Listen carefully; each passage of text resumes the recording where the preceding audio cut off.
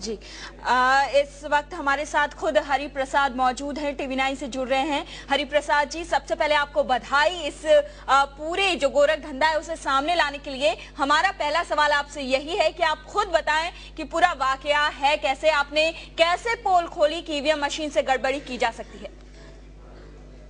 पहले मैं थैंक्स बोलना चाहता हूँ। अभी सचमुच आप लोग पूछे बोल के मैं अभी टीवी के सामने आया। I am really tired, psychologically distressed, inside the hell for about 8 days. I'll definitely come back. I didn't give up. We are going to fight back. Enough is enough now to the Election Commission. That's all I can say. जी, Hari Prasad ji, election commission ने आपकी शिकायत नहीं, आपने जो पोल खोली कुछ भी ध्यान नहीं दिया, कोई जांच नहीं की, सीधे गिरफ्तारी का ऑर्डर आपके पास आया, आपको गिरफ्तार कर लिया गया। हाँ, सही है जी। हम देख सकते हैं आप काफी ज्यादा डिस्टर्ब भी रहे इन दिनों और काफी ज्यादा मानसिक यंत्रणा से आपको गुजरना पड़ा। लेकिन हरि प्रसाद जी, क्या आपको लगता है कि ये सच की जीत है? आपको आज खुद कोर्ट ने कहा है कि इस व्यक्ति को गिरफ्तार क्यों किया, इसे तो इनाम मिलना चाहिए था। मुझे यह सब पता नहीं था क्योंकि I was totally down. I didn't eat food at all from last 8 days. I lived on dry fruits because I have to live with the conditions. वो अंदर के conditions के साथ जीना था मेरे को, इसलिए वो dry fruit खा के जी रहा था। तो मेरे को बहुत वीक हो गया था और वो जजमेंट सुन नहीं पाया। वापस जाने के बाद कल या परसों सुन के मैं जरूर रेस्पॉन्ड करूंगा। जी, हरि प्रसाद जी, ये एक्सपीरियंस आपको क्या सिखाता है? क्या आपको लगता है कि मौजूदा हालात जैसे हैं हमारे लोकतांत्रिक व्यवस्था में कोई सच बोलने वाला इंसान लड़ सकता है अपने हक के लिए या सच्चाई के लिए? नहीं, मैं ये इसलिए लड़ रहा हूँ कि अगर मैं विथड्रॉ किया, दुनिया में कोई वॉलंटियर आगे नहीं आएगा, वो भी डर जाएगा। डरना नहीं है, अपन लड़ना है। गांधी जी ने जो बताया वही चीज मैं कर रहा हूँ बस। जी, तो सच के साथ हरि प्रसाद। और हरि प्रसाद जी लगातार हमसे बातचीत कर रहे थे, हमने सुना हरि प्रसाद जी को। हरि प्रसाद जी, आपसे जानना चाहेंगे, आज जब कोर्ट ने आपको कहा कि 25,000 की मुचलके पर आपको जमानत दी और जब आपसे ये कहा कि हमें इसे इनाम मिलना चाहिए था, ना कि इसकी गिरफ्तारी करनी चाहिए थी, उस वक्त का जो भी हाल था हम आपके मुंह से सुनना चाहते हैं। अगर कोर्ट ने वो बात बोला है, बस ये 8 दिन का जो तकलीफ मैं भूल जाऊंगा। जी, तो वो पूरा ये दो वाक्य जो हैं वो कहीं ना कहीं काफी ज्यादा अमृत की तरह साबित हुए हरि प्रसाद जी के लिए। और पिछले 8 दिनों का जो दर्द था, जो मानसिक यंत्रणा थी, बाकायदा उससे छुट्टी दिला दी कोर्ट के इन 2 शब्दों ने। अफजल जी और फिरोज जी, हम आपसे बात कर रहे थे, लगातार आपने भी सुना क्या कहा हरि प्रसाद जी ने। फिरोज जी, सबसे पहले आपसे। I think he is in a state of depression. I think उसको ये it's beyond him to understand कि मैं जो एक अच्छा काम कर रहा था उसके कारण मुझे पूरे परिवार को इतनी तकलीफ में क्यों डाला गया है। तो इतना है कि हरि प्रसाद जी को हम लोग इतना बोल रहे कि देश की जनता आपके साथ खड़ी है। जी, मैंने देखा कि टीवी9 और दूसरे कुछ चैनल्स और प्रिंट मीडिया ने भी इस सवाल को खड़ा किया है, राजनीतिक पार्टियां भी इसको खड़ा करी है। तो हरि प्रसाद के संघर्ष और त्याग ने जो कारनामे दिखाए पिछले 8 दिनों में, ये सवाल अभी बन चुका है। Hari Prasad does not need to worry. Now the ones who need to worry are the Election Commission and the Congress Party who has been keeping totally silent on this question. क्योंकि हमें ये भी चिंता है कि ईवीएम मशीन को manipulate करके इस देश की जो एक एलीट कॉर्पोरेट ताकतें हैं, यहाँ एक 2 पार्टी सिस्टम वो लोग कायम करना चाहते हैं। फिरोज जी, लगातार हमारे जो खास पैनल हमारे स्टूडियो में मौजूद है, हम उनसे चर्चा करते रहेंगे और सच के सिपाही की ये जीत, सच के सिपाही की ये कहानी लगातार टीवी9 पर जारी रहेगी।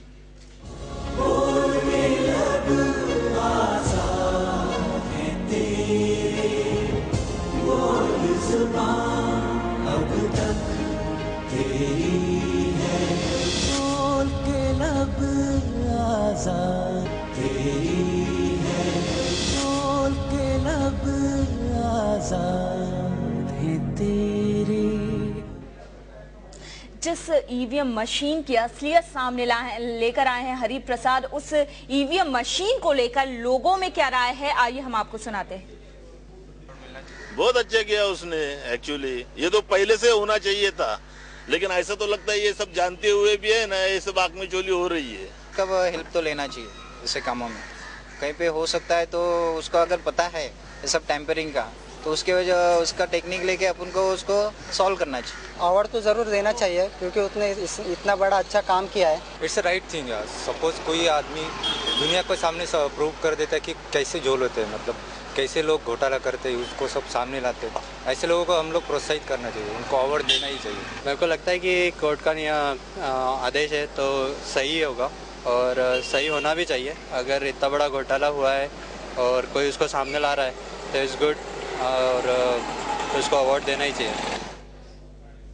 तो लगातार हम इस पूरे मामले पर बातचीत कर रहे हैं। हमारे पास एक खास पैनल मौजूद है। इस पूरे मसले पर बातचीत करने के लिए हम मिलिंद कोटक जी के पास चलते हैं, जाने माने आरटीआई एक्टिविस्ट।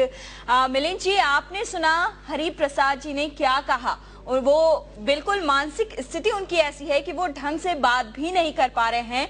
एक सच के सिपाही को इस कदर उसको सच बोलने की सजा दी जाती है कि आज वो बहुत मुश्किल होती है उसे हमसे बात करने में।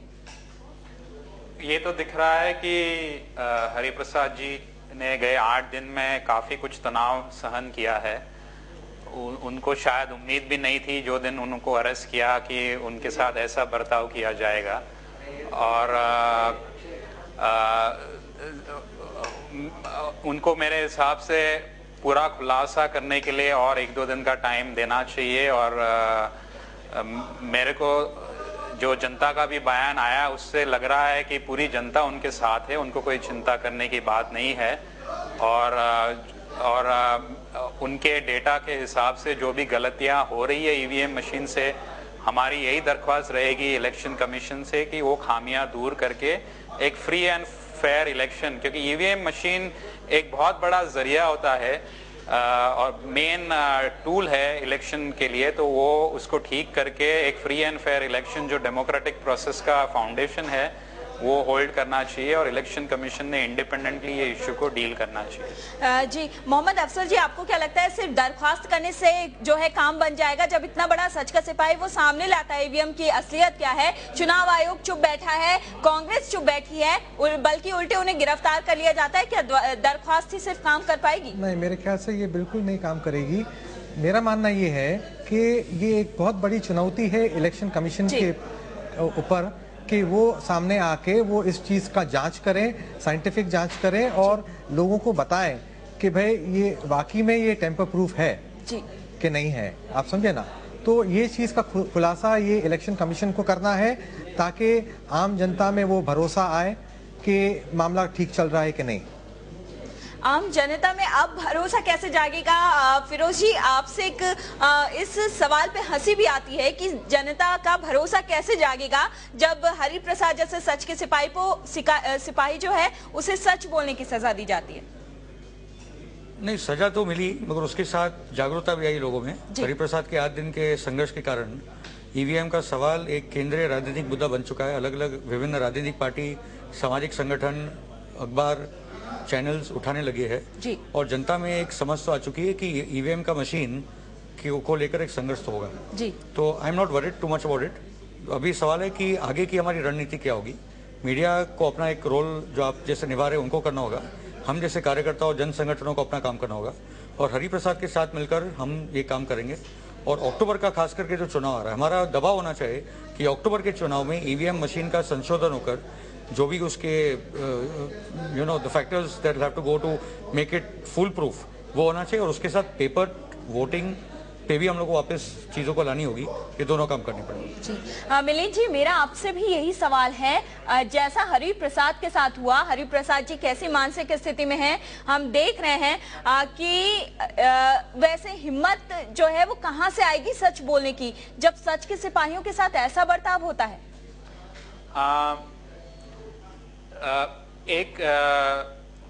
जैसे कि अफजल जी ने बताया कि वो लोग भी 10 आरटीआई एक्टिविस्ट थे जो स्टेट इंफॉर्मेशन कमीशन के सामने उन्होंने एक वैलिड इश्यूज उठाया था कि आरटीआई एक्ट में जो पेनल्टीज है वो कंप्लाई किया जाए, और वो इशू उठाने पे और अपना नेशनल एंथम गाने के लिए एक झूठी कंप्लेन उनके खिलाफ की गई थी। एक फेज जाता है कि हर एक्टिविस्ट को थोड़ा तकलीफ होता है। जी, हर एक्टिविस्ट को थोड़ा तकलीफ होता है। यहाँ पर हम आपको रोकना चाहेंगे मिलिंद जी। इस वक्त नरीमन पॉइंट से हमारे साथ मौजूद है हमारे संवाददाता वैभव से हम बात करेंगे। वैभव, आज कोर्ट में क्या क्या हुआ? जी हाँ रचना, हमारे साथ हमारे संवाददाता है भारत भी से। पूरे दिन इस मामले पर वो बने रहे थे, उन्हीं से पूछते हैं आज कोर्ट में क्या हुआ। भारत, ये बताइए, आपने पूरी दलीलें सुनी, पूरा मामला सुना, आज कोर्ट में क्या क्या हुआ था, किस तरह की दलीलें पेश की गई थी? वैभव, हरिप्रसाद जी को आज कोर्ट में पेश किया गया। उनकी बेल का आज आखिरी दिन था, उनकी पुलिस कस्टडी का आज आखिरी दिन था, और उसी तरीके से उन्हें कोर्ट में पेश किया गया। माननीय additional metropolitan magistrate HD Sharma ji ने आज जिस तरीके का वर्डिक्ट दिया है वो एक ऐतिहासिक वर्डिक्ट कहा जाएगा, क्योंकि डेमोक्रेसी में जो चुनावी प्रक्रिया होती है वो बेहद मायने रखती है। ऐसे में EVM मशीन में जिस तरीके की टेम्परिंग हो सकती है उस पर एक सवालिया निशान, उसकी क्रेडिबिलिटी पर, उसके फुल प्रूफ होने पर सवालिया निशान लग गया था वैभव।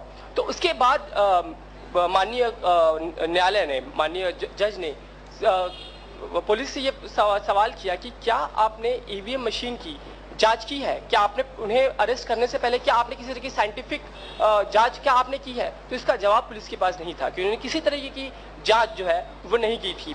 और उसके बाद ही माननीय कोर्ट ने यह भी कहा कि आपने किसी तरह की जांच नहीं की, आपने जो चार्जेस 380 और 457 जो लगाए हैं, जो कि हाउस ब्रेकिंग और चोरी का बनता है, वो किसी भी तरीके से नहीं बनता, क्योंकि EVM मशीन जो है उनकी पूरी मंशा कहीं ना कहीं ये पूरा जो घोटाला है, टेम्परिंग का जो मामला है, वो सामने लाने का था। इसमें कहीं से भी ये मामला नहीं बनता कि उनकी कोई पर्सनल गेन हो, पर्सनल गेन का मामला नहीं बनता, उनका मोटिव कहीं से भी पर्सनल गेन का नहीं है। तो ऐसे में ये दोनों ही चार्जेस जो है IPC के वो लगते ही नहीं है। इसके तहत उन्होंने जो है खारिज कर दी उनके दोनों ही। ये पुलिस के लिए सबसे बड़ी हार थी MRA पुलिस के लिए, क्योंकि उन्होंने ही उसे 8 दिन पुलिस कस्टडी में ले रखा था हरिप्रसाद जी को। सबसे बड़ी अहम बात वैभव मैं आपको बता दूं। वैभव और भरत, इस पूरी बातचीत के लिए आपका बहुत बहुत शुक्रिया, और साथ ही स्टूडियो में मौजूद हमारे तमाम मेहमान का बहुत बहुत शुक्रिया यहाँ आने के लिए, हमसे बात करने के लिए। और मिलिंद कोटक जी, आपका भी बहुत बहुत शुक्रिया TV9 से आकर बातचीत करने के लिए, हमसे जुड़ने के लिए। फिलहाल लगातार हम आपको दिखा रहे हैं कि किस तरीके से एक सच के सिपाही की जीत हुई है। आखिरकार कोर्ट को ये कहना पड़ा कि इसकी सजा जो है, इसको सजा की बजाय इनाम मिलना चाहिए था, इतनी बड़ी खामी जो है सामने लाने के लिए। बोल के लब